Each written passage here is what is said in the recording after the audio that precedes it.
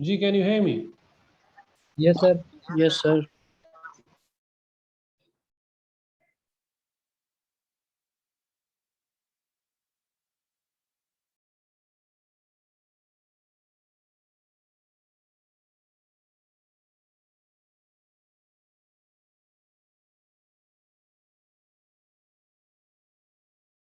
बस थोड़ी देर वेट करते हैं, then we will start our class. Okay, sir. Yeah. Breakout rooms. Okay.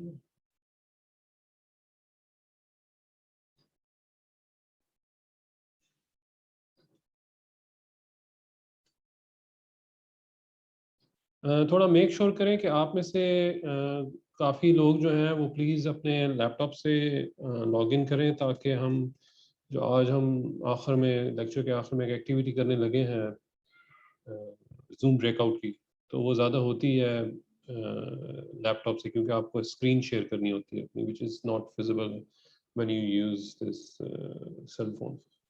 So if you can do that, that would be really good. Okay, sir.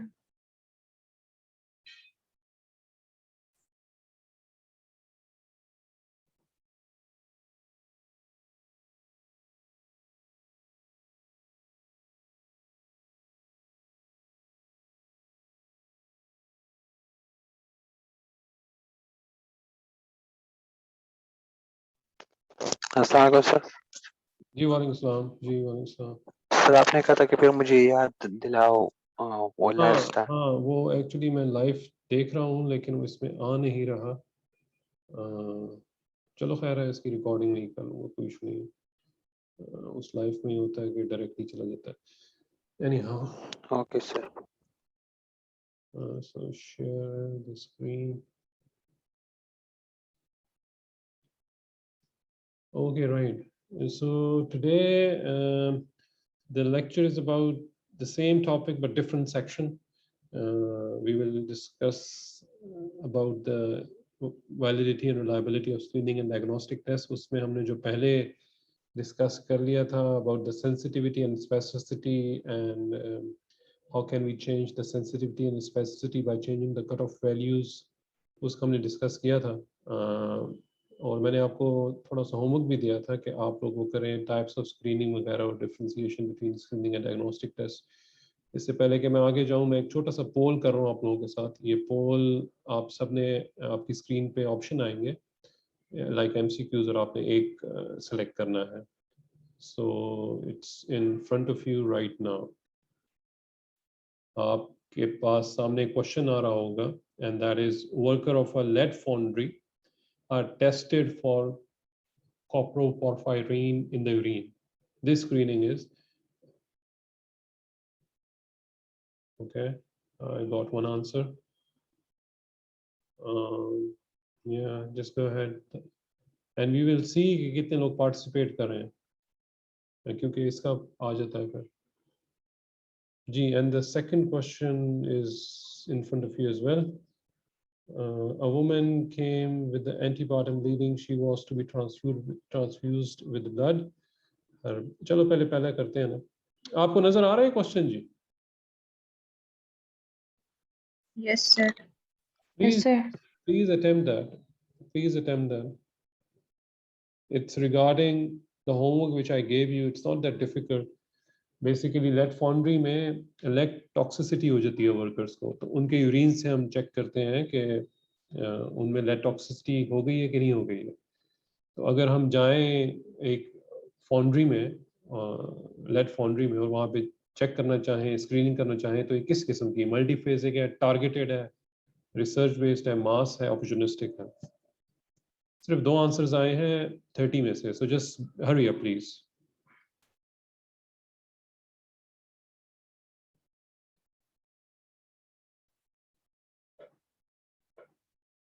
Four answers right now. You have 30 seconds more to attempt that.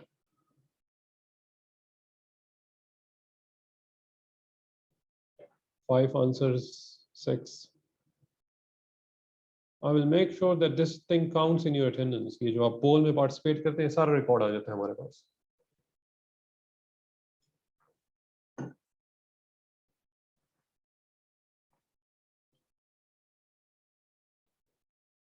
hurry up.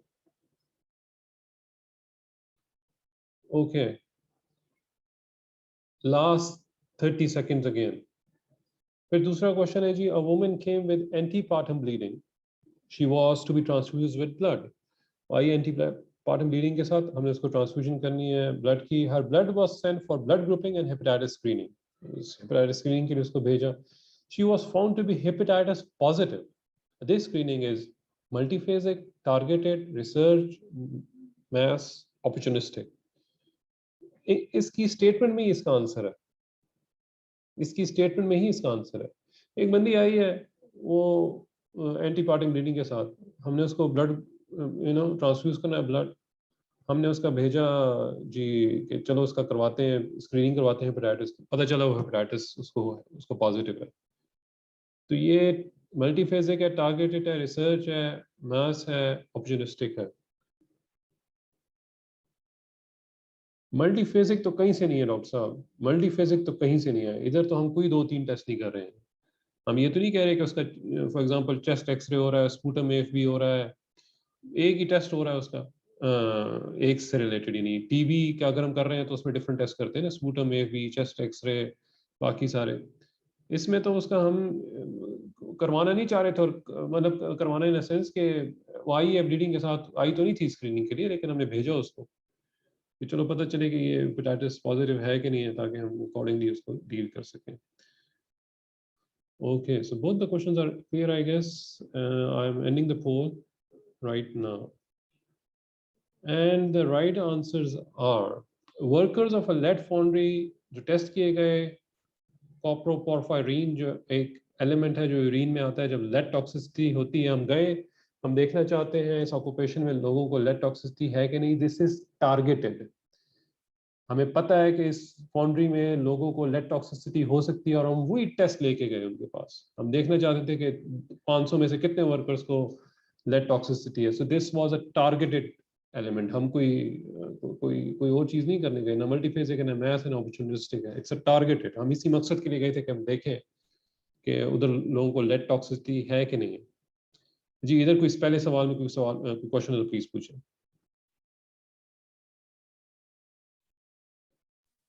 Sir ये submit press करना जरूरी था, मैंने submit press किया, वो चला गया. Doctor साहब मुझे तो 22 आंसर्स आए. आई डोंट नो उसमें आपका है कि नहीं, I don't know that, but you have to submit I guess.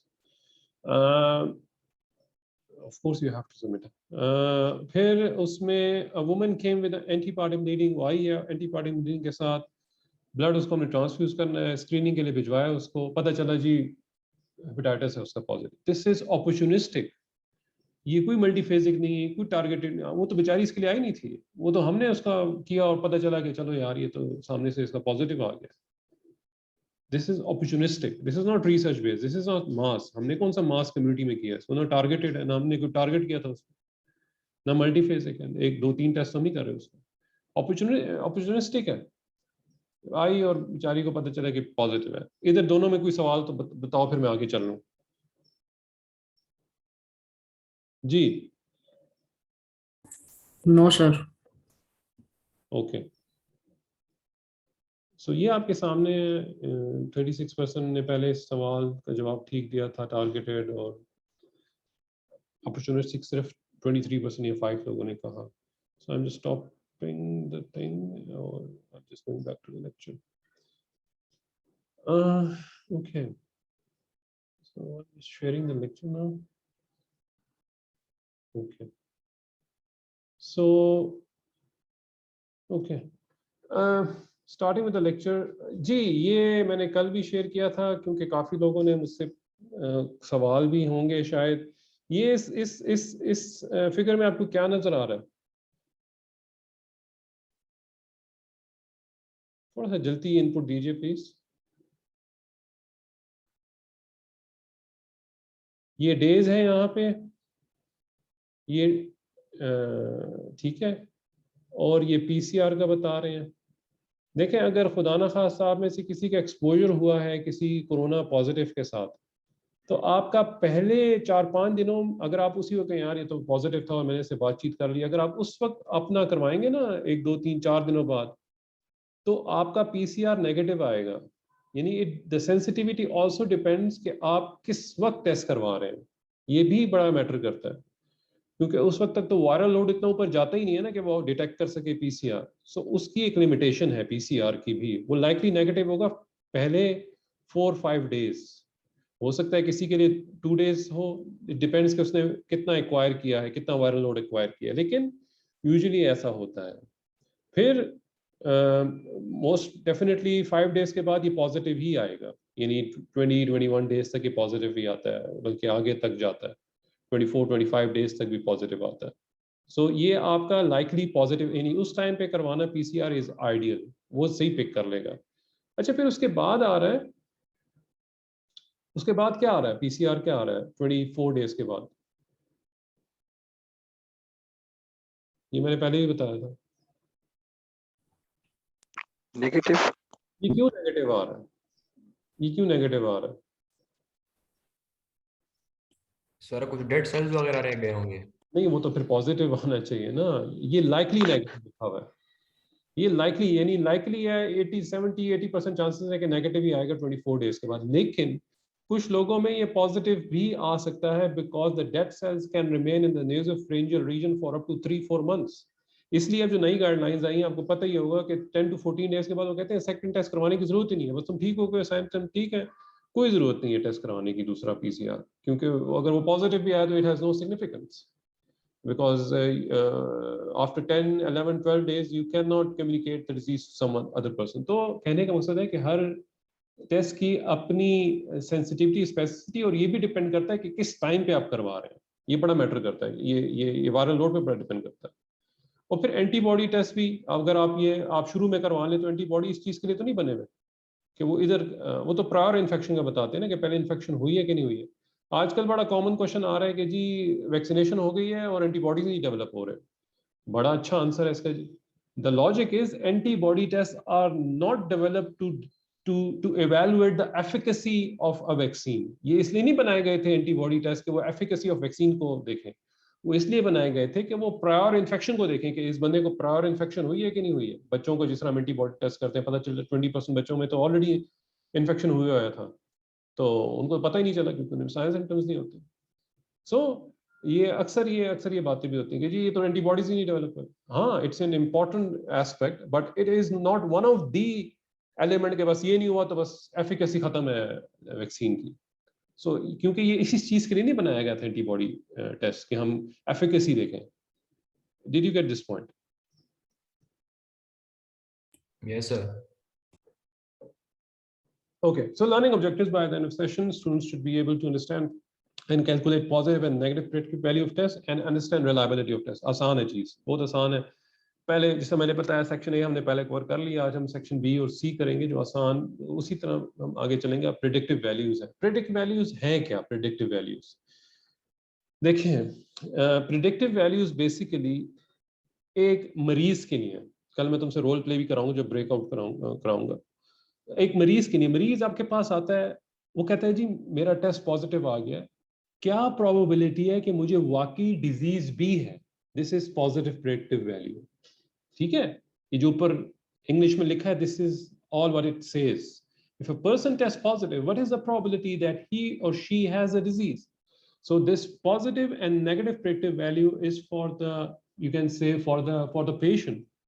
If his or her patient test comes positive, and if he asks you, Doctor Saab, my test is positive, what is the probability that I actually have the disease? So this is positive predictive value, and the opposite is negative predictive value. That if a person tests negative, एक बंदे का test negative आता है, वो आपसे पूछते हैं जी क्या प्रोबेबिलिटी है कि मुझे वाकई बीमारी नहीं है? सो ये वो चीज है जो ये दोनों चीजें आंसर करती हैं, positive predictive value and negative predictive value. जो सेंसिटिविटी है एंड स्पेसिसिटी है, ये यूजुअली रिसर्चर्स के लिए, फिजिशियंस के लिए, डॉक्टर्स के लिए होते हैं कि वो अच्छे सेंसिटिव टेस्ट यूज करें, स्पेसिफिक टेस्ट यूज करें, आइडियली जो भी अवेलेबल है वो यूज करें। प्रेडिक्टिव वैल्यूज जो है वो यूजुअली जो होते हैं वो जो पेशेंट के लिए होते हैं, वो आपसे पूछता है कि यार ये मेरा नेगेटिव आ गया है, क्या प्रोबेबिलिटी है कि मैं वाकई डिजीज फ्री हूँ?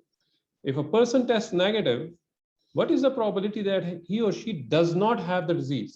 Any questions? इसकी सिग्निफिकेंस क्या है सर?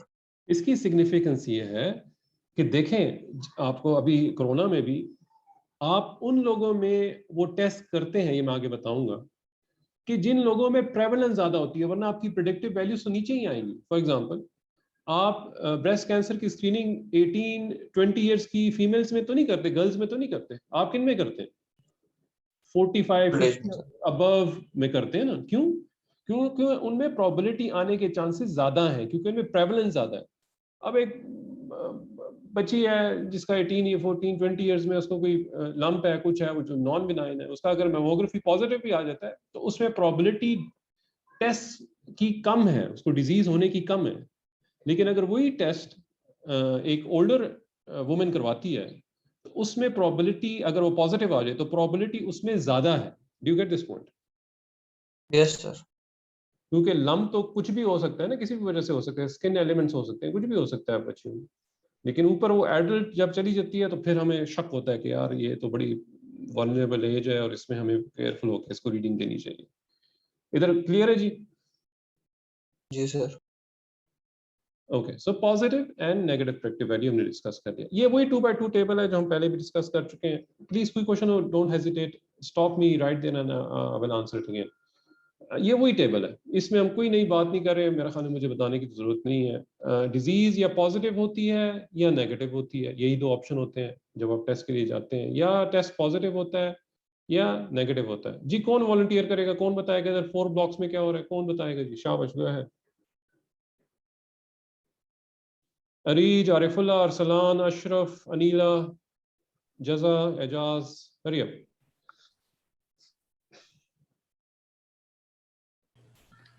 सर ब्लॉक ए में ट्रू पॉजिटिव है, विच मींस के इस बंदे को डिजीज भी है और टेस्ट भी इसका पॉजिटिव आया है। अब सो दिस इज ट्रू पॉजिटिव क्योंकि डिजीज भी है उसको और उसका टेस्ट भी पॉजिटिव आ रहा है, so this is true positive. Go ahead. Yes.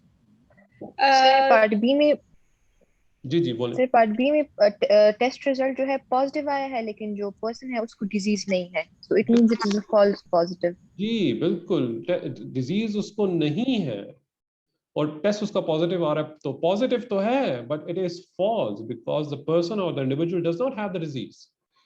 C block में क्या हो रहा है जी? सर ब्लॉक सी में जो है फॉल्स नेगेटिव है, which means the person has the disease but the test doesn't recognise it. Test negative है बट उसको डिजीज है, which means it's false negative. जी बिल्कुल, this is again a fallacy कि एक बंदे को डिजीज और टेस्ट करता नहीं जी तुम ठीक हो, तो बड़ा मसला हो जाएगा उसके लिए। So this is negative but this is false negative.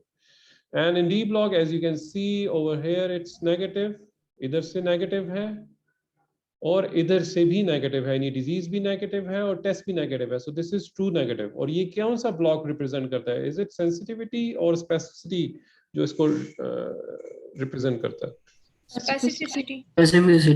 Specificity, ठीक है, स्पेसिफिसिटी ट्रू नेगेटिव से रिलेटेड है, ट्रू पॉजिटिव और रिलेटेड विद सेंसिटिविटी। जी सो अब हम आगे ही चलते हैं। अगर आप इसमें ही देखें, मुझे ये बताओ कि इसमें कौन कौन से ब्लॉक में टेस्ट पॉजिटिव आ रहा है, कौन कौन से ब्लॉक में?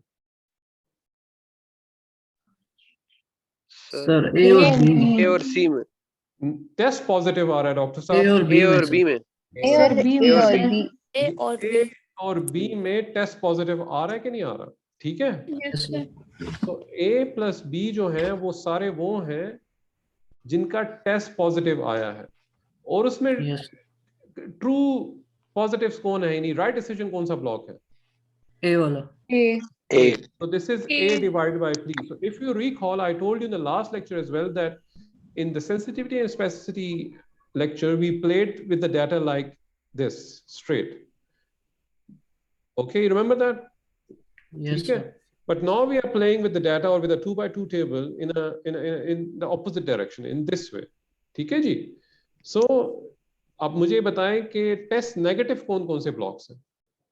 सी and D. C and D, ये सारे दोनों वो हैं ना जिनके टेस्ट नेगेटिव आए हैं। प्लीज कोई सवाल है तो प्लीज अपना एक कॉन्सेप्ट क्लियर करें, बहुत आसान है लेकिन कॉन्सेप्ट क्लियर करने की बात है। इसमें से ट्रू कौन सा, ट्रू नेगेटिव कौन सा है? डी वाले sir. D. So this is D, this is your NPV, negative predictive value. and this is your PPV, which is positive predictive value. और ये भी हम परसेंटेज में देते हैं, वो हम 100 से उसको मल्टीप्लाई कर देते हैं. Is it clear? Yes, sir. Yes, sir. Okay. यही बात इधर हो रही है, इधर कोई नई बात नहीं हो रही है, मैं सिर्फ पीछे से तुम्हें बता रहा था कि समझ आ जाए उस 2/2 से. So A plus B सारे वो हैं all people with the positive results, and C plus D सारे वो हैं जिनका सबका नेगेटिव रिजल्ट्स आए. ये वही बात है जो पीछे हमने की है. अब पॉजिटिव प्रेडिक्टिव वैल्यू जो अभी पीछे हमने किया वो इधर लिखा हुआ है, अभी जो हमने अभी करके आए, कोई नई बात नहीं हो रही है.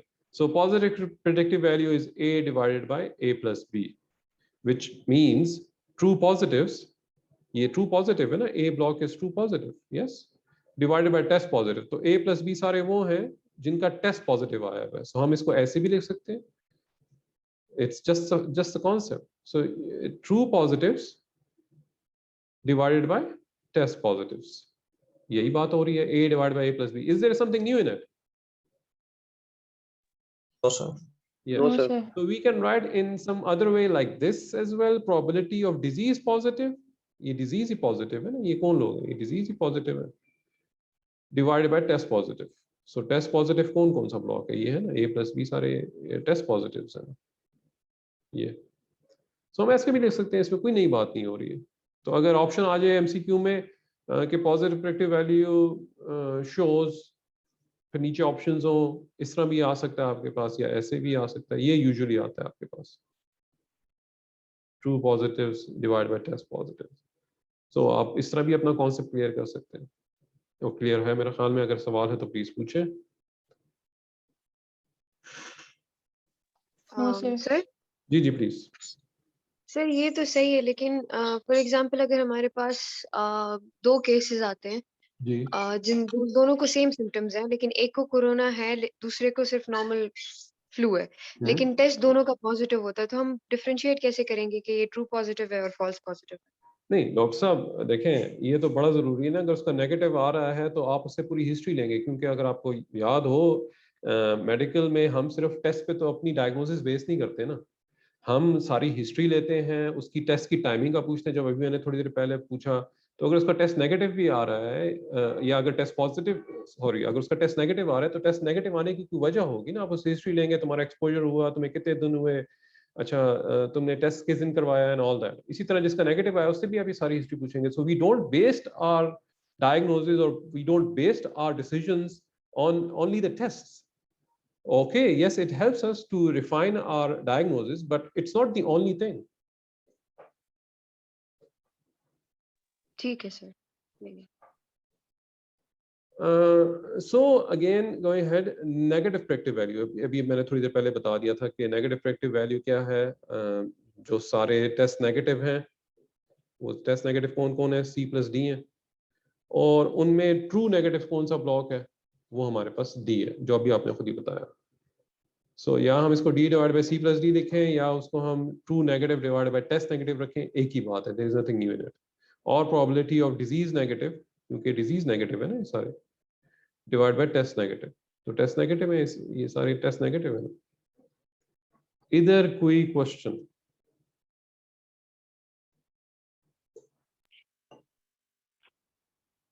वो sir. Okay, right. So applying the concept, calculate the PPV and NPV right now. Hurry up. You have the 2/2 table in front of you. मैं किसी से भी अभी randomly पूछता हूँ.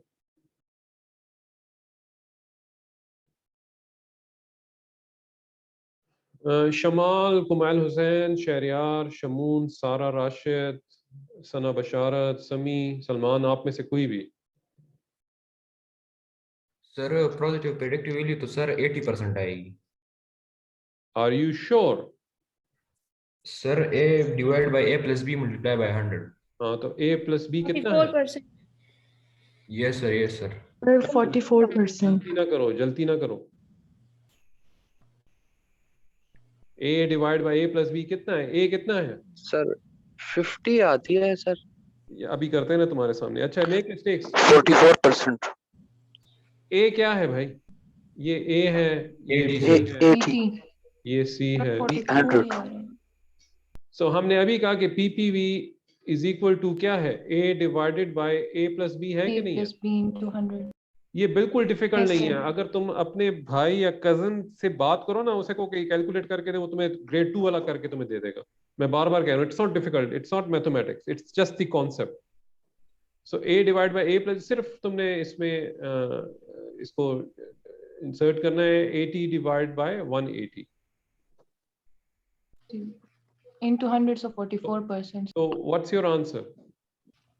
44%. 44. 44 And what is this? This is NPV or PPV? PPV. PPV So this is PPV, ठीक है जी, this is PPV, क्योंकि पॉजिटिव प्रेडिक्टिव वैल्यू की हम बात कर रहे हैं ना। अच्छा, अब मैं किसी और से पूछता हूँ, पलवशा, मुनीबा, बिलाल, हमजा, अयाज, शाबाश, मोहम्मद अब्बास, चलें शाबाश, बताएं। एनपीवी बहुत आसान है। 80%। मुझे ये पूरा इक्वेशन बताओ ना जरा जल्दी से। एनपीवी इज इक्वल टू क्या? Sir, 800 divided by 820 multiplied by 100. शाबाश, क्योंकि हमने Sir, अभी कहा 97.5%. 800 डिवाइडेड, अक्सर स्टूडेंट्स इसको पिक कर लेते हैं, विच इज रॉन्ग। अच्छा, आपने ट्रू नेगेटिव को पिक करना है डिनोमिनेटर में। 800 डिवाइडेड बाय 820, 820. सो वो आप 100 से मल्टीप्लाई कर लें, क्या आंसर आता है जी आपका? 97.4%. हाँ, it's the fastest question you can attempt in the paper. Okay, 71, 97, sir. sorry, 97%, 97%. Is he right? Yes sir।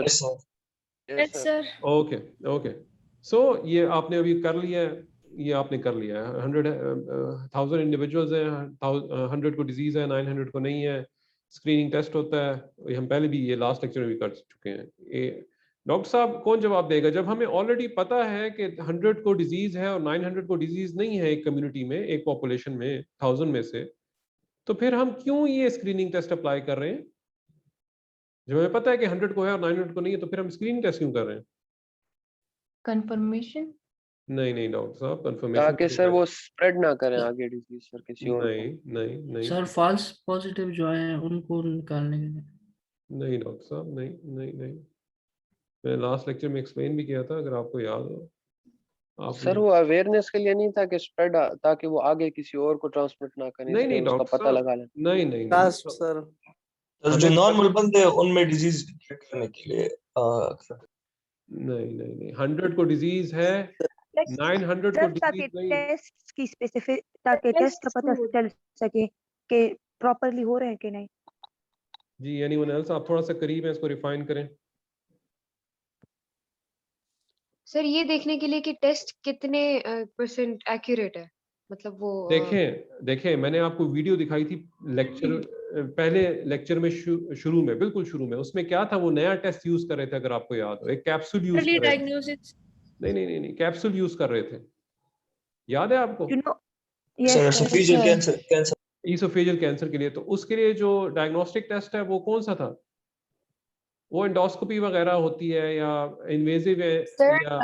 Sir, can it be early detection of the disease so that it can be treated effectively on time?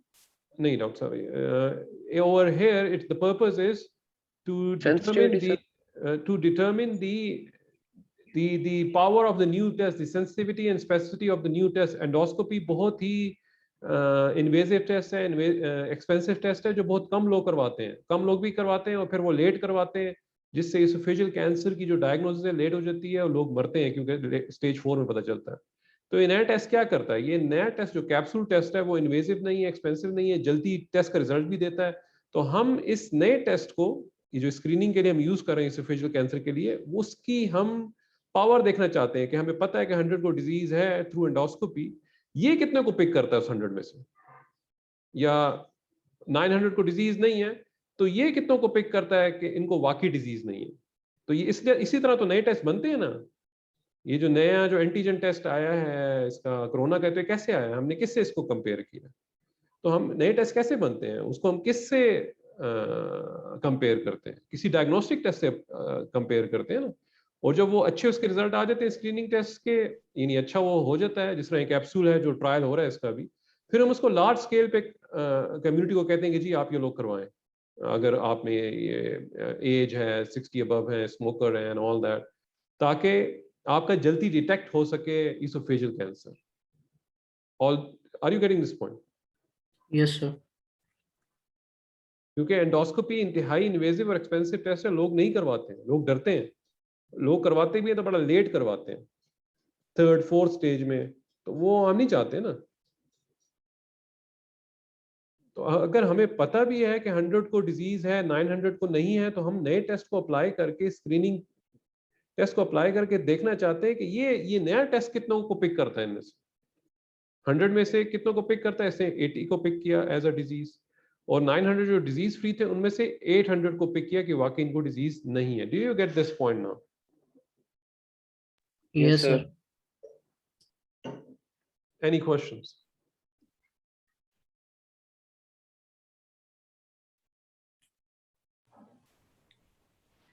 Sir please. जी जी। Sir, अगर हम लोगों को sensitivity of screening test मिला और specificity भी हो परसेंटेज में, तो क्या हम पॉजिटिव प्रेडिक्टिव वैल्यू फाइंड कर सकते हैं? जी बिल्कुल फाइंड आउट कर सकते हैं, प्रोवाइडेड कि कैसे? आपको पॉपुलेशन भी गिवन हो। प्रोवाइडेड Yes, कि sir. आपको पॉपुलेशन भी गिवन हो, वो हो सकता है, क्यों नहीं हो सकता? बिल्कुल हो सकता है। पॉपुलेशन भी गिवन हो और उनमें डिजीज और नॉन डिजीज को भी पता हो, हम बिल्कुल पता कर सकते हैं, बिल्कुल आराम से पता कर सकते हैं। वो कैसे, वो फिर मैं आगे बताऊंगा। फॉर एग्जांपल चलो इसको इधर ही कर लेते हैं। ये 2x2 टेबल है, ठीक है, यही 1000 पॉपुलेशन है, नजर आ रहा है? Yes, sir. और उसमें 100 को डिजीज है और 900 को नहीं है। हमें पता है कि टेस्ट की सेंसिटिविटी 80% है और Yes, sir. स्पेसिफिसिटी 90% है, ठीक है? ठीक है, आपने कहा ना हमें परसेंटेज, अगर हमें सेंसिटिविटी स्पेसिफिक पता हो तो हम कर सकते हैं। वो कैसे? सेंसिटिविटी किस ब्लॉक को डिनोट करती है? Sir, block A. ए को ना। तो 100 का Yes. 80% कितना होगा? 80। 80 सर। 80 होगा ना, यस सर। और बाकी 20 रह जाएगा। ठीक है जी। अब आप स्पेसिफिसिटी इज 90%, Yes. ठीक है, और वो कौन से ब्लॉक को रिप्रेजेंट करती है? Disease negative. हाँ, Block B. इसको ना, इसको प्रेजेंट। तो 900 का 90% कितना होगा? और वो आप खैर फिर कैलकुलेट कर लेना, वो आप आराम से 900 किसी भी वैल्यू को अगर परसेंटेज निकालना, उसको 90 से मल्टीप्लाई करके इनटू डिवाइड बाय 100, तो ये आपका 90% आ जाएगा। ये कैंसिल हो गया इधर से, ठीक है। तो 9 इंटू 90 कितना होता है? 9 9 81, 810 आएगा। 81,000. 81, 810, नॉट 81,000, 810, ठीक है जी। हेलो डॉक्टर साहब, Yes, sir. जिन्होंने क्वेश्चन पूछा, तो बाकी कितना रह गया? 90 रह गया ना आपके पास। So we can still make this 2x2 81 आएगा सर। 81 आएगा। 99 is 81 एंड 0 भी तो है ना भाई, क्या हो गया है? Sir, 810 आएगा, सही. सही है 810। कौन है तुम 81 वाले? कहाँ से पढ़ा तुमने? हैं, उर्दू मीडियम? कौन हो तुम? सो 810 आता है, ठीक है। बाकी आपके पास 90 रह जाता है। So this is in front of you. तो वो डॉक्टर साहब जिन्होंने सवाल पूछा कि अगर हमें सेंसिटिविटी और स्पेसिसिटी पता हो तो क्या हम कर सकते हैं, तो जी हम कर सकते हैं। Yes, sir. ठीक है जी। जी sir. ओके, सो ये आपने अभी खुद ही कैलकुलेट किया, 44% ये आपने आंसर दिया इधर, और 97 और 98% आपने इधर आंसर दिया, और आगे स्लाइड में यही हो रहा है, जो भी आपने आंसर दिए हैं वो इधर लिखे हुए हैं। लेकिन अब इधर एक नई बात क्या हो रही है, इसकी इंटरप्रिटेशन है। किसी ने प्री रीड किया है? किसी ने? ये मैं ऐसे ही शेयर कर रहा होता हूँ, लगता है तुम लोगों के साथ ये सारे लेक्चर और ये वीडियोस वगैरह। किसी ने देखा है इसको कि कैसे हम इसको इंटरप्रिटेशन कैसे करते हैं? क्योंकि इसके अपने मार्क्स एग्जाम में।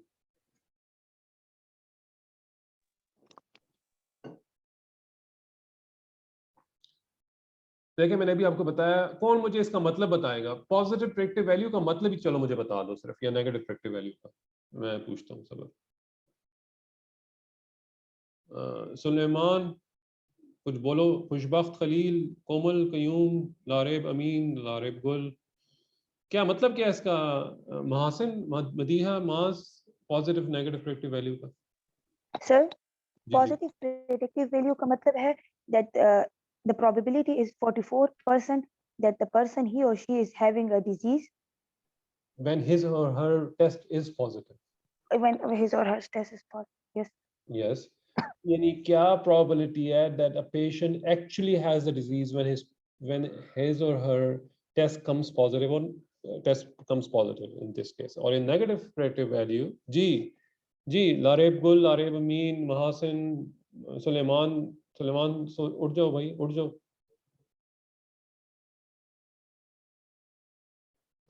जी थोड़ा सा जल्दी चलो।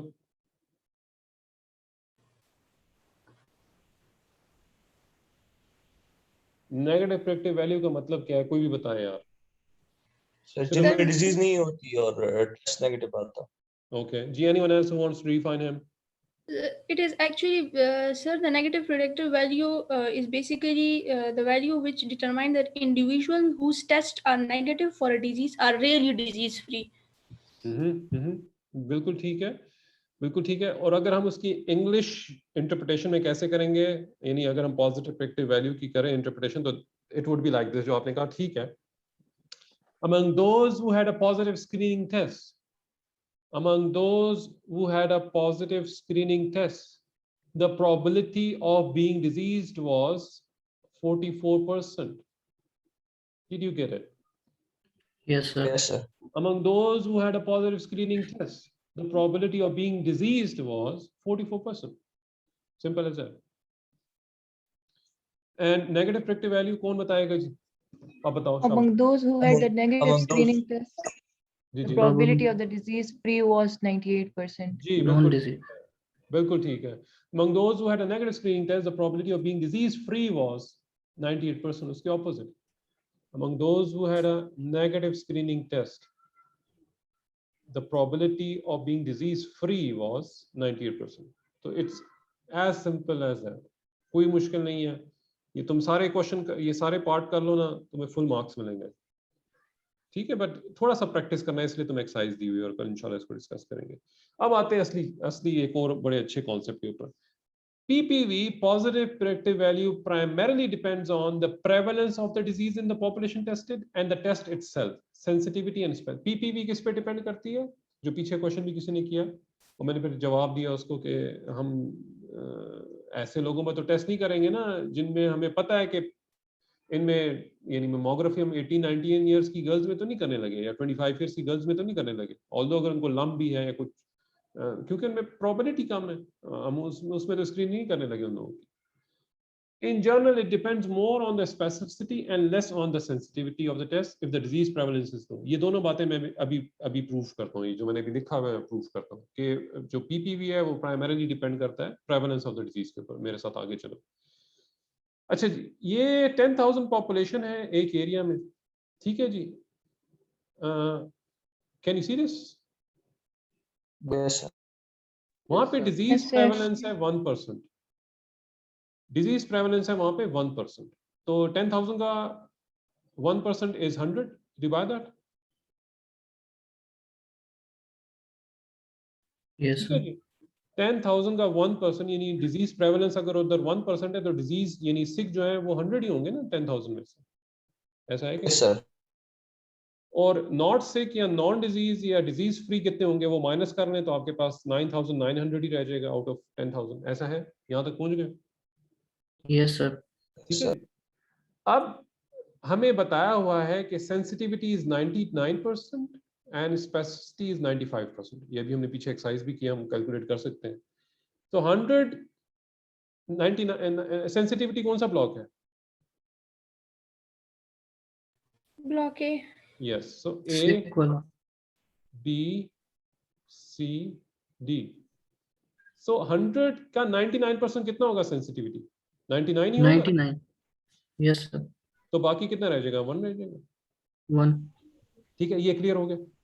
अब आगे Yes, चलते sir. हैं। 9,900 हमारे पास वो लोग हैं जो डिजीज फ्री हैं, स्पेसिफिसिटी हमें दी हुई है 95%, which is block D.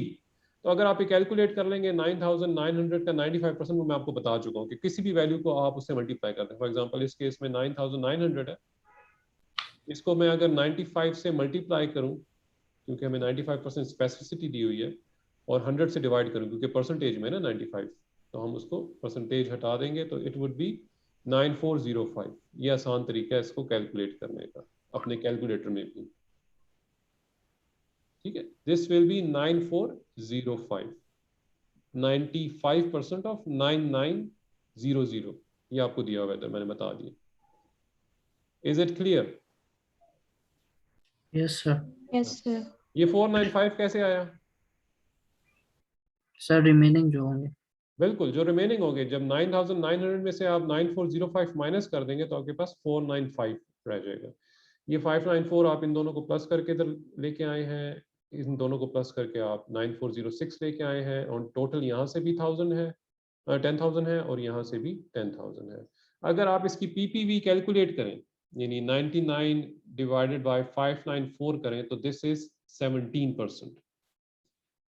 With 1% prevalence in a population of 1,000 individuals with 100 disease individuals, the PPV is 17%. Now see the real element. Now I will increase the disease prevalence from 1% to 5% in the same scenario. So see what happens with the PPV, okay? Now the scenario is same. The same 10,000 individuals, 100 have the disease. Same 10,000 individuals. Now the disease prevalence is not 1%; it is 5%. So the 10,000 of 5% is 500. Do you buy that? Yes, sir. Yes, sir. Yes, sir. So the left amount is 9,500. ठीक है जी, ये आपके पास minus होके आ गया, ठीक है। Now applying the same thing, sensitivity वही है, 99% है, वो जो पहले हमने अप्लाई की थी। So the 99% of 500 is 495, rest is 5। इधर 9500 हमारे पास आया, specificity given is 95%, and we can have it like this 9025, ठीक है जी। And this is by subtracting this 9500 minus 9025 and you will get this. Is it clear? Is it clear? Yes, sir. Yes, sir. कोई नई चीज नहीं कर रहे, सिर्फ इधर नंबर चूंकि चेंज हुआ है because the prevalence has increased from 1% to 5%. अब तुम PPV को देखो, with increase of 4% from 1% थी पहले, अब 5% हो गई है। The jump is so high. Can you see this? From 17% it has jumped to 51%.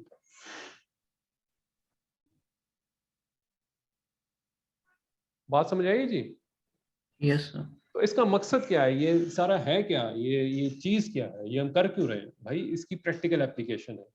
वो प्रैक्टिकल एप्लीकेशन है कि हम उन लोगों में टेस्ट ज्यादा करते हैं जिनमें डिजीज प्रेवलेंस ज्यादा होने के चांसेस है। फॉर एग्जांपल कोरोना वायरस है, हम वर्कर्स में ज्यादा करेंगे, हेल्थ केयर वर्कर्स में, क्योंकि उनमें ज्यादा चांसेस है, दे आर मोर एक्सपोज्ड। इसी तरह हम उन लोगों में करेंगे, हम उन लोगों में नहीं करेंगे जो बड़े केयरफुल हैं और बड़े उनमें डिजीज प्रेवलेंस कम है, या जिधर बुनीर में या चित्राल में हम अपने टेस्ट को इतना नहीं लॉन्च करेंगे क्योंकि वहाँ पे ऑलरेडी बड़ी प्रेवलेंस कम, हमें उधर जाके करने की जरूरत नहीं। कहाँ पे ज्यादा है? मेजर सिटीज आप अभी भी देख लें, लाहौर, पेशावर, कराची, इस्लामाबाद, इधर ज्यादा प्रेवलेंस है, तो हमारा ज्यादा फोकस भी इधर होता है ताकि हमें ज्यादा पॉजिटिव मिले। क्योंकि अगर हम बुनीर चित्राल चले जाएंगे वहाँ पे तो ऑलरेडी बड़ी लो प्रेवलेंस है इसकी कोरोना की, तो उधर 100 को करेंगे भी तो कोई बहुत कम लोगों में पॉजिटिव आएगा, क्योंकि वहाँ पे दूर दूर घर हैं, इंटरनेशनल ट्रेड ट्रैवल नहीं है, कोई इंटरसिटी ट्रैवल नहीं है, लोग इतना मूव आउट इन नहीं करते as compare to major cities. Did you get this point? Yes, sir. सबको समझ आ रही है कि मैं क्या कह रहा हूँ? ये बड़ा इंपॉर्टेंट है। Yes, sir.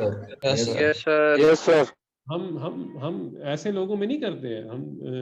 मैंने फीमेल आपको मेमोग्राफी की एग्जांपल दी, हम उनमें नहीं करते जिनमें डिजीज प्रेवलेंस कम है। हम क्यों अपनी रिसोर्सेज जाया करें, हम अपना टाइम क्यों जाया करें? उनमें पॉजिटिव आ भी जाएगा, ऐसी एंग्जाइटी होगी क्योंकि पता चलेगा आगे उनको कुछ है ही नहीं मेमोग्राफी। 80% में जो पॉजिटिव आता है वो बिनाइन होता है। हम उनमें ज्यादा टेस्ट करते हैं जिनमें हमें पता है कि प्रेवलेंस ज्यादा है, यानी 50 से अबव, 55, 60 से अबव, उनको हम कहते हैं ना जी आप स्क्रीनिंग करवाएं। ठीक है जी, is it clear? So Yes, sir. PPV primarily depends on the prevalence of the disease. And that's why we do the test on those individuals in whom we suspect that the prevalence is really high. Or in fact, we know that the prevalence is really high in this age category. ये उसी को ही बताया हुआ है चीज को कि जैसे जैसे प्रेवलेंस इंक्रीज हो रही है, आप देख रहे हैं आपका पॉजिटिव टेस्ट ऊपर जा रहा है और नेगेटिव टेस्ट नीचे आ रहा है। यही चीज बता रहे हैं, कोई नई चीज इधर नहीं हो रही। जैसे जैसे आपकी प्रेवलेंस ऊपर जाती है, आपका पीपीवी, ये ब्लू लाइन आपकी इंक्रीज होती है। कोई नई बात इधर नहीं हो रही। So why should we be concerned about the relationship between predictive value and disease prevalence? Okay, मैंने अभी थोड़ी देर पहले सारा बता दिया कि जितनी प्रेवलेंस ज्यादा होगी उतनी हायर आपकी प्रेडिक्टिव वैल्यू आएगी। Therefore, screening program is most productive and efficient if it is directed to high risk target population. जिस तरह मेमोग्राफी में मैंने कहा आप करेंगे जी 60 से above, 50 से above, हाई रिस्क है ना वो। इस तरह कोरोना में मैंने बताया आपको कि जी हाई रिस्क कौन से ग्रुप है, उसमें आप ज्यादा करेंगे। ऐसे ग्रुप में नहीं जिनमें आपको पता चले कि पॉजिटिव आना ही नहीं है। और इसी तरह ये अप्लाई होता है बाकी डिफरेंट उसके ऊपर, टेस्ट के ऊपर। अब किसी यंग बंदे को चेस्ट पेन हो रहा है, कुछ हो रहा है, तो मैं उसको ये तो नहीं है कि यंग इंडिविजुअल है उसको मसल पेन होगा, कुछ होगा, मैं ईसीजी मैक्सिमम करवा लूंगा। ये तो नहीं कि आओ मैं तुम्हारी इधर आऊँ ना, मैं तुम्हारी इधर ईटीटी करवाता हूँ, नहीं, ये तो मैं उनकी करवाऊंगा जो ओल्ड एज है, जिनको ज्यादा साइन एंड सिम्टम्स हो रहे हैं, जिनमें प्रेवलेंस ज्यादा है कार्डियक डिजीजेस की। You get this point? Yes, sir. Yes, sir. Yes, sir. So screening a total population for a relatively infrequent disease can be very wasteful of resources. That is what I said कि बुनीर चित्राल में जाके तुम करना शुरू हो जो corona के test, पर चले 100 में से 5 लोगों को, 2 लोगों को पॉजिटिव आ रहा है। मतलब कहने का मतलब है कि आप ऐसी जगहों पे रिसोर्सेज ज़ाया नहीं करते हैं, आप उधर लेके जाते हैं अपनी रिसोर्सेज, लैब वहाँ पे लेके जाते हैं जहाँ पे प्रेवलेंस ज़्यादा होती है, जिस ग्रुप में ज़्यादा आप सस्पेक्ट कर रहे होते हैं। So if a person tests positive, the probability or he or she has a disease depend on the ये मैं पहला पॉइंट प्रूफ कर चुका कि ये प्राइमरीली डिपेंड करती है प्रेवलेंस ऑफ द डिजीज के ऊपर। ठीक है जी। और ये ज्यादा and the validity of the test, sensitivity and specificity. और ये किस पे डिपेंड करती है? पीपीवी और एनपीवी, सेंसिटिविटी, स्पेसिफिसिटी, लेकिन ज्यादा डिपेंड करती है स्पेसिफिसिटी, यानी it has more impact on predictive values, it has more impact on. ये भी अभी मैं साबित कर रहा हूँ, इसकी क्या फायदा वो भी मैं आगे बताऊंगा। इस तरह मैंने पीपीवी का तो मैं एक्सप्लेन किया प्रेवलेंस के साथ कि इसका फायदा क्या है इन प्रैक्टिसिंग दिस थिंग और इन रिसर्च, और if you go ahead and join some World Health Organization या कोई इस तरह की चीज, तो इसमें हम किधर फोकस करेंगे, एक तो उसका मैंने तुम्हें बता दिया। अब मैं इधर कह रहा हूँ कि ये सेंसिटिविटी स्पेसिफिसिटी पे भी काफी ज्यादा इसका डिपेंडेंस है, लेकिन ये ज्यादा जो इम्पैक्ट आता है वो स्पेसिफिसिटी से आता है। मैं अभी प्रूफ कर रहा हूँ, उसका मकसद क्या होगा बताते हैं। ये सिनेरियो है जी, can you see this? Hello. Yes, sir. आपको सिनेरियो दिया हुआ है, 1000 इंडिविजुअल्स हैं, ये एक हाइपोथेटिकल डेटा है, वहां पे 50% प्रेवलेंस है। ठीक है जी। So 50% prevalence means that out of 1500 have disease, prevalence means disease ना, and 500 do not have the disease. जब आप माइनस कर लेंगे तो 500 ही रह जाएगा। Do you get this? Yes, sir. Now the Yes, sir. Sensitivity is 50%. Sensitivity is which block? A. A. So 500 of 50% of 500 is what? 250. 250. So the left is 250. 250. ठीक है जी। अब स्पेसिफिसिटी भी आपको 50% दी हुई, आप देख सकते हैं। ये आपके पास 500 थे जो नॉन डिजीज थे, आप जब 50% से करेंगे तो यही आपके पास आएगा। ठीक है। 250 is the D block of specificity and the rest is 250 again. अगर इस केस में आप पीपीवी कैलकुलेट करेंगे तो कितनी आ रही है? 50%। 250 divided by 500। ऐसा है कि नहीं है? Yes, sir. यहां तक समझ आ गई है? Yes, sir. ओके। अब आगे चलो। Yes, sir. इतनी कोई ठंडी हवाएं तुम ले रहे हो, मैं सुनो जरा। ठीक है। अच्छा, अब हम क्या करने लगे, आगे देखें। वही 1000 इंडिविजुअल्स हैं, उनमें से कितनी प्रेवलेंस है? 20 प्रेवलेंस है। हमने प्रेवलेंस को चेंज किया, डिक्रीज किया, तो 20% of 1000 is 200 and the rest is 800। ऐसे ही है ना? Yes, sir. Yes, sir. और बाकी सिनेरियो तो वही है, सेंसिटिविटी इज 50%, तो 200 का 50% इज 100, द रेस्ट इज 100, 800 का 50% is 400 and the rest is 400. PPV अगर आप कैलकुलेट करेंगे ऐसे तो it is 20%. Do you by that? Yes, sir. Yes, sir. इधर आपने फिर देखा जब हमने 50% थी पहले, उस वक्त पीपीवी 50% थी. जब 20% जब डिक्रीज हुई है प्रेवलेंस डिजीज की, वही पॉइंट है जो मैंने पीछे एक्सप्लेन किया, तो आपकी पीपीवी भी ड्रॉप हो गई है. जब जब प्रेवलेंस डिक्रीज होती है पीपीवी ड्रॉप होती है, जब प्रेवलेंस इंक्रीज होती है पीपीवी इंक्रीज होती है. Is this point clear? I said it again. Yes, sir. अब आगे Yes, sir. चल, इसी सिनेरियो को लेके आगे चल रहे हैं. ये वही सिनेरियो है, यानी 1000 इंडिविजुअल्स हैं, 20% प्रेवलेंस है, आप देख सकते हैं. 200 आ जाएगा इधर, 800 इज लेफ्ट. ठीक है. अब सेंसिटिविटी कितनी दी हुई है? हमने सेंसिटिविटी को इंक्रीज किया 90%. ऐसा है? Yes, sir. So 200 of 90% is 180 and the rest is 20. Do you buy that? Yes, sir. आगे चलते हैं. The specificity is given which is 50%, the same old specificity. 800, the 50% of 800 is 400 and the rest is 400 again.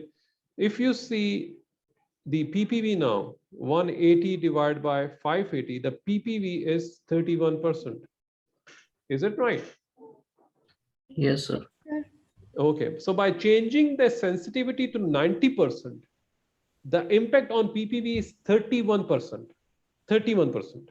ठीक है? But let's see what happens by changing the specificity. अभी तो हमने ये sensitivity को change किया ना, 50% से हमने 90% increase किया. अब हम क्या करेंगे? अब हम इसको दोबारा 50% कर देंगे और इसको specificity को हम 90% कर देंगे. ठीक है? ये वही है. अब हम बिल्कुल, अब देखें, अब हमने वही किया, सेंसिटिविटी को 50% कर दिया और स्पेसिफिसिटी को इंक्रीज कर दिया, पीछे मैंने भी बोला. ठीक है? बाकी डाटा वही है. 1000 इंडिविजुअल्स हैं, 20% प्रेवलेंस है, 200 आ जाएगा, 800 left. So the sensitivity is 50%, तो 200, 50% of 200 is 100 and the left is 100.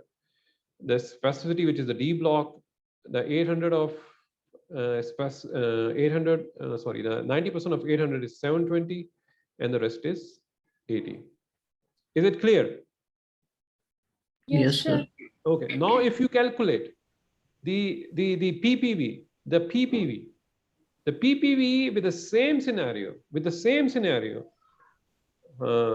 is 56%. We change the specificity. अगर आपको याद हो, जब हमने ये सेंसिटिविटी को चेंज किया था, तो हमारे पास पीपीवी कितनी आ रही थी? 31%. 31. लेकिन जब हमने सेम सिचुएशन अप्लाई की, स्पेसिफिसिटी को चेंज करके उसको 90% पे लेके गए, तो हमारी पीपीवी जो है 56% पे गई. Can you see this? Yes, sir. Yes, sir. So more impact than changing the sensitivity. ऐसा है कि नहीं on PPV? Yes, Yes, sir. sir. With sensitivity is what, 31? With specificity, by increasing the specificity is 56%, almost double.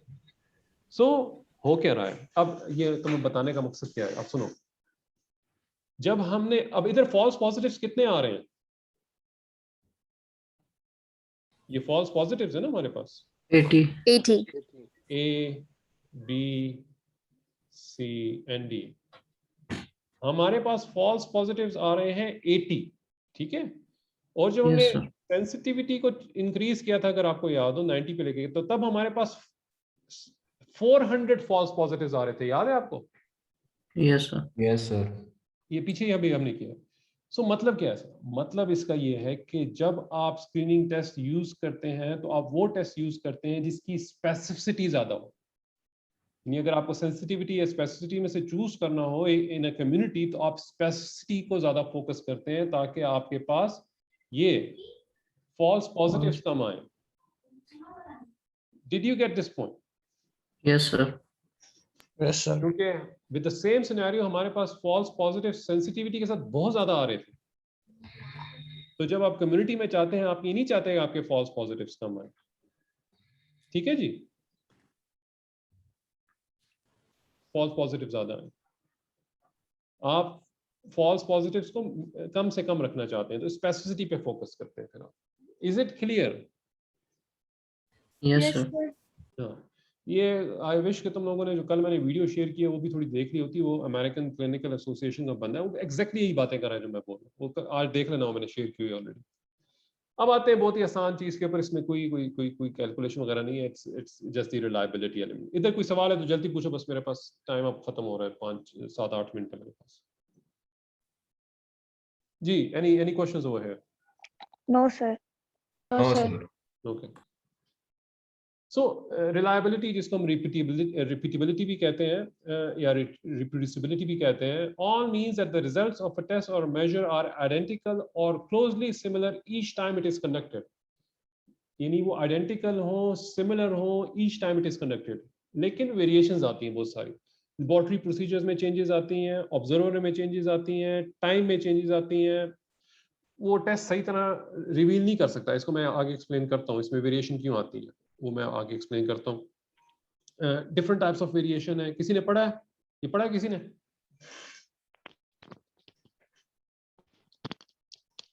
थोड़ा सा पढ़ लिया करो यार, थोड़ा सा पढ़ लिया करो, बिल्कुल ही छुट्टियां मनाई हुई है तुम लोगों ने। तो माइक को म्यूट करें please. Different types of variation है, इंट्रा सब्जेक्ट है, इंट्रा ऑब्जर्वर है एंड इंटर ऑब्जर्वर है। देखें, एक बंदा जो रात को सोया सुबह उठा है, उसका बीपी उस वक्त कैसा होगा? यानी नॉर्मल रेंज में होगा ना, most probably because he took some rest, he slept well, he's fine. But उसी का बीपी अगर मैं सारे दिन के स्ट्रेस के बाद 7-5-6 बजे चेक करूंगा तो उसके बीपी में चेंजेस आएंगे कि नहीं आएंगे? Yes sir. So this is intra subject variation. Intra subject यानी सब्जेक्ट के अंदर जो खुद वेरिएशन आती है, चाहे वो किसी भी वजह से हो। एक बंदा है जो घर में उसका बीपी बिल्कुल ठीक है, उसको आप ले गए जी हॉस्पिटल, तो हॉस्पिटल एंजाइटी अपनी होती है, वाइट कॉलर हाइपरटेंशन जिसको हम कहते हैं, इट्स साइंटिफिक थिंग। वो जाता है, एंजाइटी होती है, उसको पता नहीं मुझे क्या बीमारी निकल है, ये वो, उसका बीपी वो चेक करता है, ऐसे ही शूट अप हुआ होता है। सो इंट्रा सब्जेक्ट वेरिएशन होती है कि नहीं होती? Yes sir. यही Yes, होता sir. है कि there is a variation in the result of test conducted over a short period of time on the same individual, जो भी मैंने एक्सप्लेन किया। So it could be physiological और इन्वायरमेंटल। फिजियोलॉजिकल यानी वो जो मैंने आपको रात को सोने वाली एग्जांपल दी, या इन्वायरमेंटल जो मैंने आपको भी हॉस्पिटल की इन्वायरमेंट की आपको बात की। सो उस दौरान उसमें जो चेंजेस आती हैं, that is intra subject variation. बात समझ आ गई जी इंट्रा सब्जेक्ट की? Yes, sir. फिर Yes, sir. इंट्रा ऑब्जर्वर है। Intra observer mean same variation occur between two or more readings result by the same observer। एक बंदा है जो सुबह राउंड कर रहा है वार्ड में, वो एक्सरे देखता है, वो चीजें पिक कर लेता है बिकॉज ही इज फ्रेश, उसने सब देखा हुआ है, सब चीजें देखी हुई हैं। आई मीन सॉरी, उसने रात को सोया हुआ है, फ्रेश है बिल्कुल, कॉन्सेंट्रेशन उसकी ठीक है। वही बंदा यार शाम को इवनिंग राउंड करता है, वो थका हुआ है, एग्जॉस्टेड है, बिल्कुल जल्दी में भी है कि जल्दी काम खत्म हो। सो इंट्रा सब्जेक्ट वेरिएशन आ सकती है कि नहीं आ सकती? वो सेम एक्सरे को Yes, sir. डिफरेंट तरीके से रीड कर सकता है। So this is intra observer variation. एक लेबोरेटरी वाला है जो सुबह टेस्ट में देख रहा है मलेरिया पॉजिटिव है कि नेगेटिव है या कोई भी और एक शाम में देख रहा है, ठीक है। So this is intra observer, ठीक है जी। जो ऑब्जर्वर Yes, के sir. वेरिएशन आ रही है, ऑब्जर्वर की वेरिएशन आ रही है। फिर इंटर ऑब्जर्वर क्या है कि between observers, two examiners often do not derive the same results. The extent to which observers agree or disagree an important issue when considering laboratory tests or other means of assessing human characteristics. क्यों? एक बंदा कहता है जी ये देखें, वो उसकी शायद इतनी नॉलेज नहीं है, वो इतना एक्सपीरियंस नहीं है, वो चीज़ें मिस कर देता है, जूनियर डॉक्टर है या कुछ ऐसा है। दूसरा जो है वो बड़ा स्पेशलिस्ट है, वो एक्सरे देखता है या कोई MRI देखता है, वो कहता नहीं इसमें फाइंडिंग्स है, इससे कैसे मिस कर दी। So this is the variation between the observers, inter-observer variation. Do you get this point? Yes sir. Yes, sir. Yes, sir. This is inter observer variation, ठीक है। तो इधर ये चीज तकरीबन खत्म हो गई है। अब इधर ये ग्राफिकली सिर्फ बता रहे हैं, ये ट्रू वैल्यू है जो रिप्रेजेंट कर रही है टेस्ट की ट्रू वैल्यू। अगर आप इसमें देखें, ये कर्व जो है ब्रॉड है and therefore shows reliability, low reliability, क्योंकि ब्रॉड है ना, ब्रॉड है। रिजल्ट्स जो हैं वो आपस में करीब करीब नहीं है। However, the values obtained cluster around the true value and thus are valid. लेकिन वो जो ज्यादातर वैल्यूज आ रही हैं, अगर आप इसकी कर्व देखें तो वो ज्यादातर ट्रू वैल्यू के ही अगेंस्ट आ रही है। So this is valid but not reliable, because if we repeat that, the result is not the same every time. In this figure, results are both valid and reliable, क्योंकि एक तो वो true value के against cluster भी कर रहे हैं और रिलायबल भी है, क्योंकि बार बार रिपीट करके वो एक ही रिजल्ट दे रहा है। आप देख रहे हैं कि नहीं देख रहे? एक ही दे रहा है, इसकी तरह ब्रॉड नहीं है, ये रिलायबल भी है और वैलिड भी है। ठीक है जी। Yes sir. अब इसमें क्या हो रहा है, इसमें ऑल्दो इट्स रिलायबल, यानी रिपीट जो आप कर रहे हैं तो टेस्ट एक ही तरह आ रहे हैं, but they are far away from the true value, they are not valid, they are far away from the true value, so they are not valid. So it's a relationship between validity and reliability. Excuse me sir, ये first graph थोड़ा समझाएं। जी, first graph में देखें क्या हो रहा है। ये आपकी ट्रू वैल्यू है मिड में, ठीक है, जो आपका एरो बना हुआ है, ठीक है, सही है।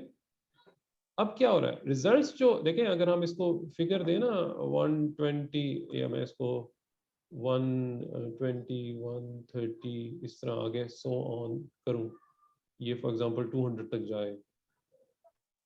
Can you hear me? The connection is unstable, can you hear me? Yes sir. Yes, sir.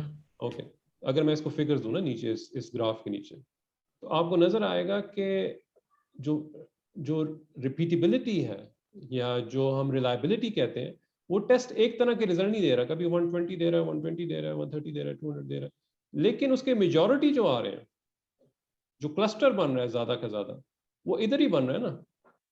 यानी जो पीक आ रही है, वो पीक किधर आ रही है? इधर ही आ रही है कि नहीं आ रही? ट्रू वैल्यू के अगेंस्ट ही पीक आ रही है कि नहीं आ रही है? ये देखें। So this is valid but it's not reliable, क्योंकि हम जब रिपीट कर रहे हैं तो सेम रिजल्ट नहीं देख रहा, बहुत वाइड रेंज दे रहा है, बहुत वाइड रेंज दे रहा है। ये वाइड रेंज भी नहीं दे रहा, यानी बहुत ही करीब करीब रिजल्ट दे रहा है, एक ही तरह के रिजल्ट दे रहा है। 110 से 130 बहुत ही रिलायबल रिजल्ट दे रहा है, और वैलिड भी दे रहा है, क्योंकि क्लस्टर भी कर रहा है अगेंस्ट द ट्रू वैल्यू। ये क्या है, ये क्लस्टर तो एक तरफ कर रहा है, नहीं रिलायबल तो है, एक तरह के दे रहा है, यानी बिटवीन 170 to 200 दे रहा है, लेकिन वैलिड नहीं है, क्योंकि ये ट्रू वैल्यू के बहुत आगे है। Is it clear now?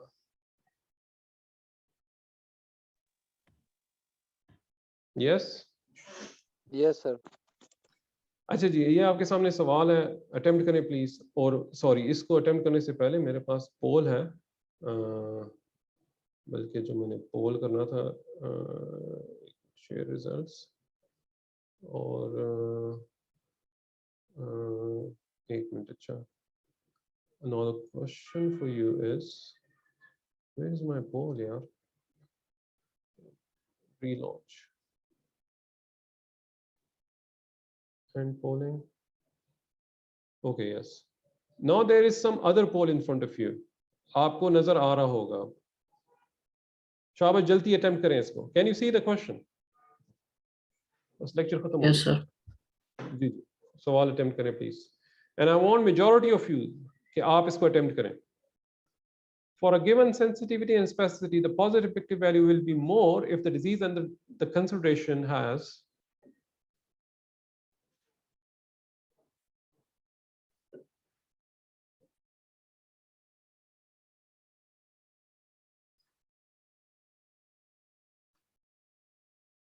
आपके पास 1 मिनट है दोनों क्वेश्चन को अटेम्प्ट करने के लिए, जल्दी करें please.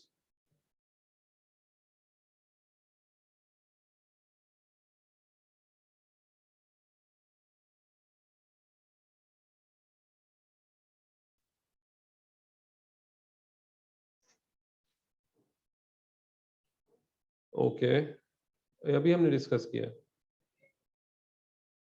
And the next question is when we move from one, पहले तो एक पहले क्वेश्चन को डिस्कस कर लेते हैं। Last 10 seconds ji, last 10 seconds. 1 2 3 4 5 6 7 8 9 10.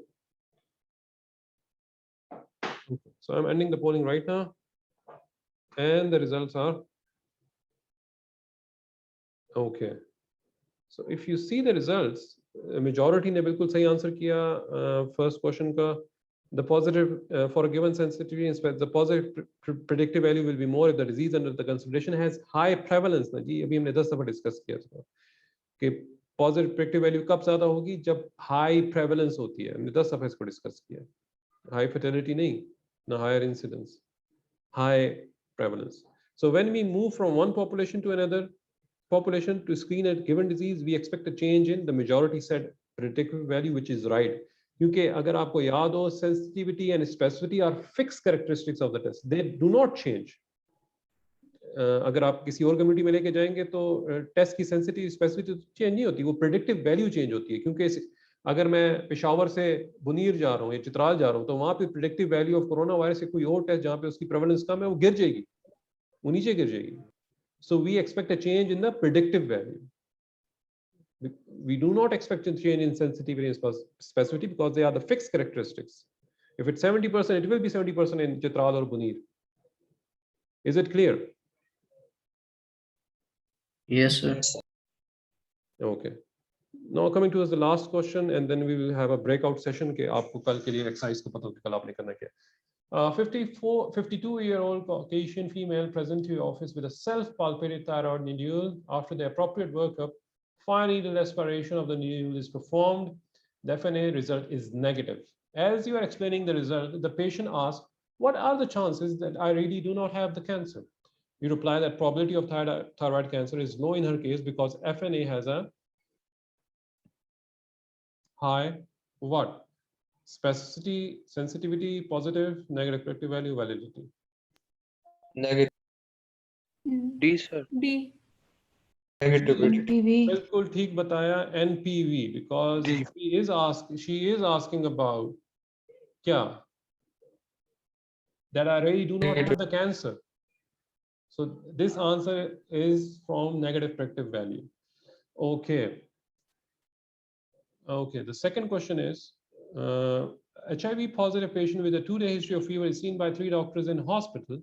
2 of the doctors record freckles in left lung base and diagnose community-acquired pneumonia. The 3rd doctor report clear lungs. Which of the following phrase best describes the role of auscultation as a diagnostic tool in this case? Not valid, not reliable, not sensitive, not specific, not accurate.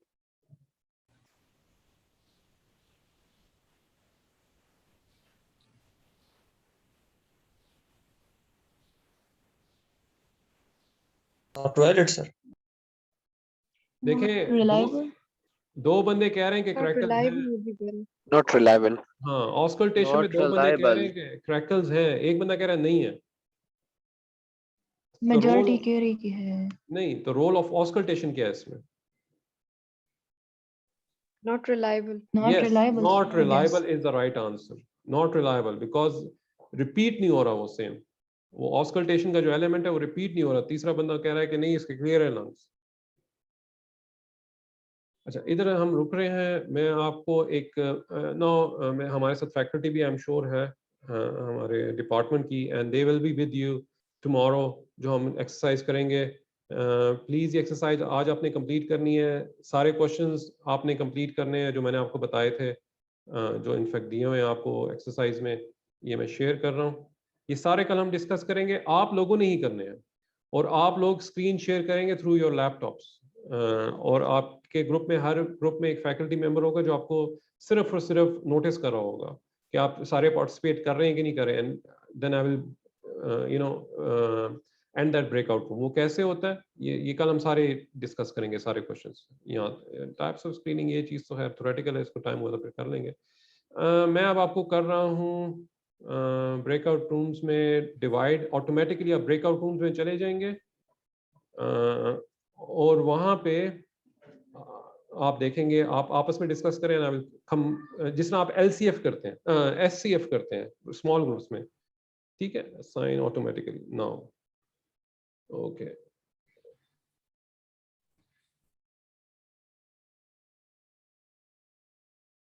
Okay,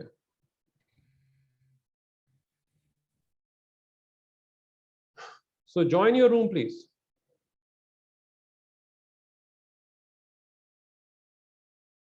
Join your room please.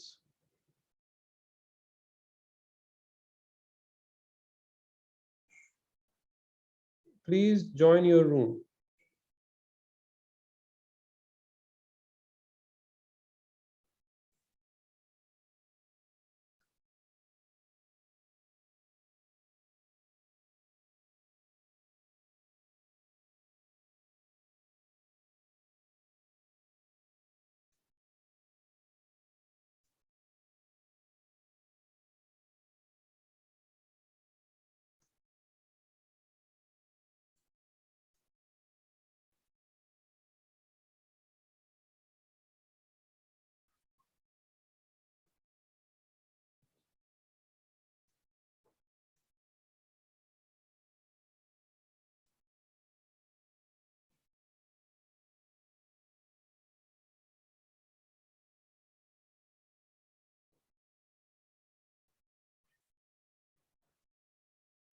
Where am I?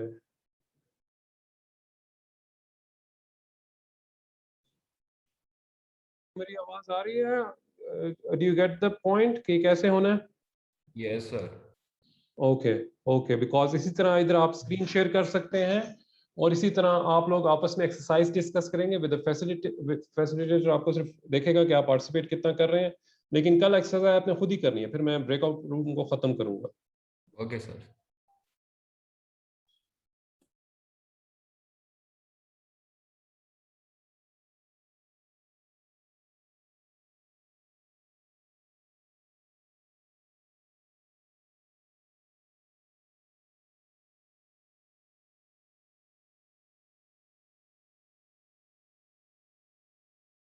Ji, can you hear me? Yes, sir. हाँ, Yes, sir. इसी तरह मैं notice करूंगा, आपको facilitator भी notice करेगा कि आप पार्टिसिपेट कर रहे हैं कि नहीं कर रहे। इधर ही आप देखेंगे शेयर स्क्रीन का ऑप्शन आ रहा है, ठीक है आपके लिए। So you will do that next time, tomorrow in fact. Okay, sir. Sir, can you please tell us how we can share the screen on Okay. phone? I mean, I don't know, you have to use the laptop, but you can share screen on the cell phone as well, through the cell phone as well. लेकिन उसमें मैंने इसलिए पहले बताया ना कि आप कोशिश कीजिए कि आप लैपटॉप यूज कीजिए, because it Yes, is sir. No, I do have a laptop, but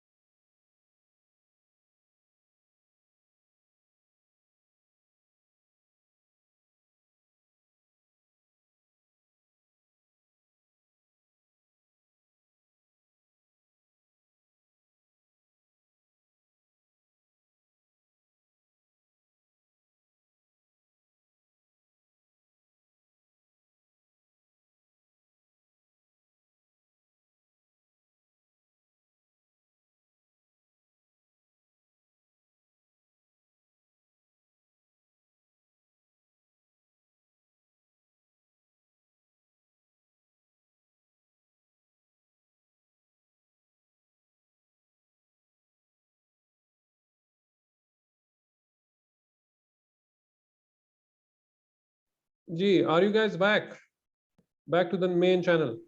Yes, sir. Yes, sir. Okay, तो आपने देखा हम ऐसे ही कल करने लगे हैं। आप लोगों को स्मॉल ग्रुप्स में हम डिवाइड कर देंगे, ठीक है जी, 10-12 के ग्रुप्स में। आप लोगों ने जो भी आप एक्सरसाइज करेंगे कल आपस में डिस्कस करेंगे for 20 minutes, then I will finish that breakout room, और फिर आप में से एक एक बंदा प्रेजेंट करेगा अपने ग्रुप को, उसमें मैं रैंडमली किसी से ही पूछूंगा। तो बीच में मेरे ख्याल में महासिन आप मुझसे कोई सवाल पूछ रही थी। Mahasin, are you there?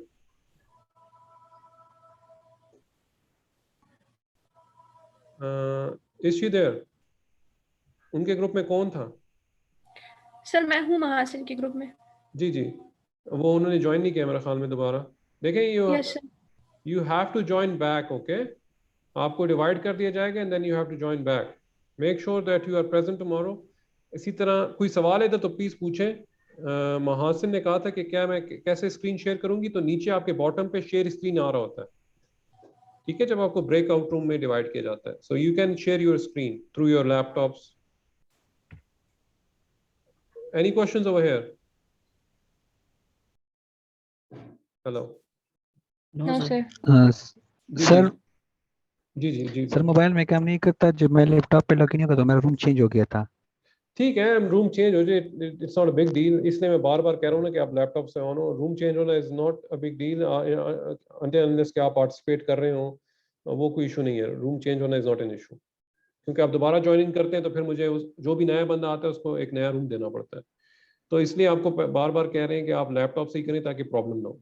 और ये जो हमारा एक SCF हमारा होगा, स्मॉल क्लास फॉर्मेट, ये सही तरह से हो जाए, और आपको फिर हम दोबारा से, जिस तरह भी आप सारे जमा हो गए दोबारा से, आपको वैसे ही दोबारा जमा करके हम फिर डिस्कशन करेंगे और आपसे ही फिर हम इनपुट लेंगे। लेकिन मेक श्योर करें कि आप ये एक्सरसाइज आज के आज अटेम्प्ट करें सारी की सारी। Any other question? जी जी जी, any other question? No, sir. Thank you, sir. Okay, thank you, अल्लाह हाफिज। अल्लाह हाफिज सर।